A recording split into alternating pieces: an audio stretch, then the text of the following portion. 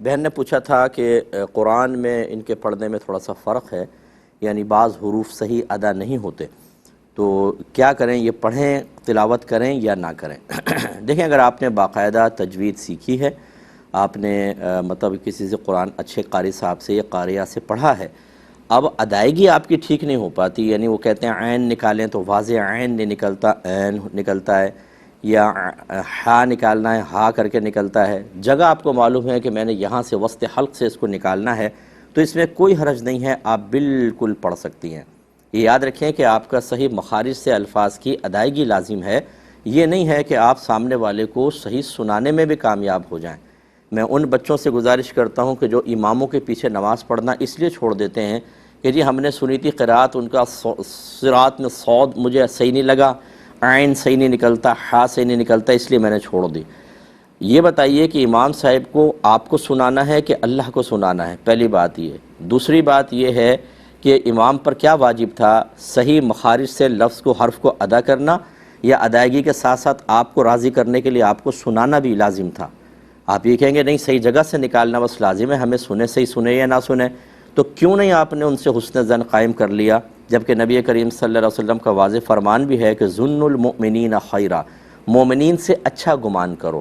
تو ہمیں بہت سارے بچوں کو ہم نے دیکھا ہے کہ نمازیں چھوڑ دیتے ہیں، جماعت سے نماز نہیں پڑھتے، کیوں؟ امام صاحب کی قرات ٹھیک نہیں ہے۔ یہ چیز ٹھیک نہیں ہوتی، یہ ضمناً میں نے مسئلہ ذکر کیا، تو میں اپنی بہن سے گزارش کرتا ہوں کہ آپ بالکل تلاوت قرآن کریں اور نہ گھبرائیں۔ یہ بعض مقامات ایسے ہوتے ہیں جن میں حروف کی تبدیلی سے کوئی سخت حکم لگ سکتا ہے، یعنی کفر وغیرہ کا حکم ہو، لیکن مجھے اللہ کی رحمت سے امید ہے یہ بھی ان لوگوں کے لیے ہوگا جو جان بوجھ کے اس کو تبدیل کریں،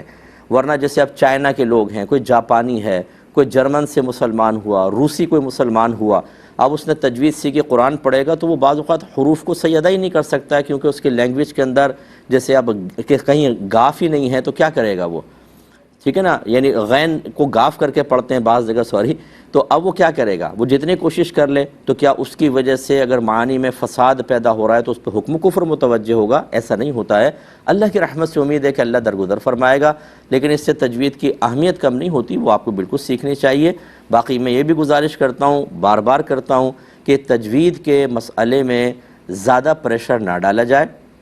لوگوں کو تلاوت اور نماز کے معاملے میں وساوس میں مبتلا نہ کیا جائے۔ ٹھیک ہے، تجوید سے سیکھنا چاہیے، لیکن ایسا نہیں ہے کہ اگر کسی نے تجوید نہیں سیکھی تو ہم کہیں تمہاری نمازیں برباد ہو گئیں، تم تلاوت قرآن ہی چھوڑ دو، ایسا نہیں، بلکہ ان کو ترغیب دیں اور ان چیزوں کو جاری رہنے دیں۔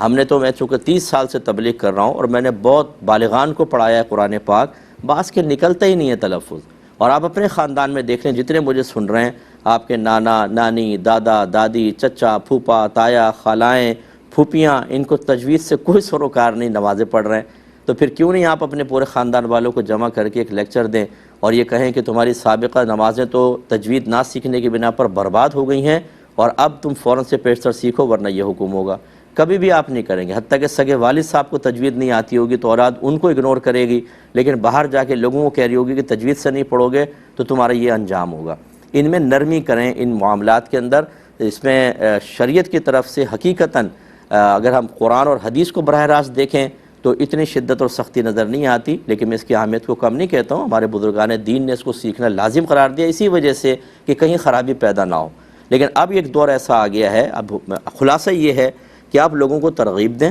اور انہیں کہیں تجوید سے پڑھیں۔ ویسی زمانہ کوشش میں نماز ہو جاتی ہے، فقہا نے فرمایا، اور جو سابقہ زندگی میں پڑھ لیا اس کے بارے میں ہرگز نہ کہیں کہ وہ تمہاری نمازیں برباد ہو گئیں۔ وہ اللہ قبول کرنے والا ہے، چاہے تو قبول کرے، چاہے تو میں تجوید سے نماز پڑھوں، اللہ چاہے رد کر دے، تو میں کیا اللہ تعالیٰ پہ کوئی آبجیکشن کر سکتا ہوں؟ تو اس لیے ان کے بارے میں کلام نہ کریں اور لوگوں میں مایوسی نہ پھیلائیں۔ ویسے لوگ قرآن کے قریب نہیں آ رہے، وہ نماز کے قریب نہیں آ رہے، ہم ایسی سختیاں بیان کر کر کے انہیں اور متنفر کر کے دور کریں، یہ مناسب نہیں ہوتا ہے۔ پیار محبت سے قریب لائیں، تجوید سیکھنے کی ترغیب دیں، جب تک وہ نہیں سیکھ رہے اللہ تعالیٰ قبول فرمانے والا ہے۔ اور زمانے کوشش میں تو فقہا نے بھی فرمایا کہ ان کی نمازیں اور تلاوت ٹھیک ہے، اور سیکھنے کے بعد اگر پھر بھی وہ درست ادائیگی پہ قدرت نہیں رکھتے ہیں، کوئی بات نہیں، اللہ تعالیٰ امید ہے کہ انشاءاللہ معاف فرمائے گا۔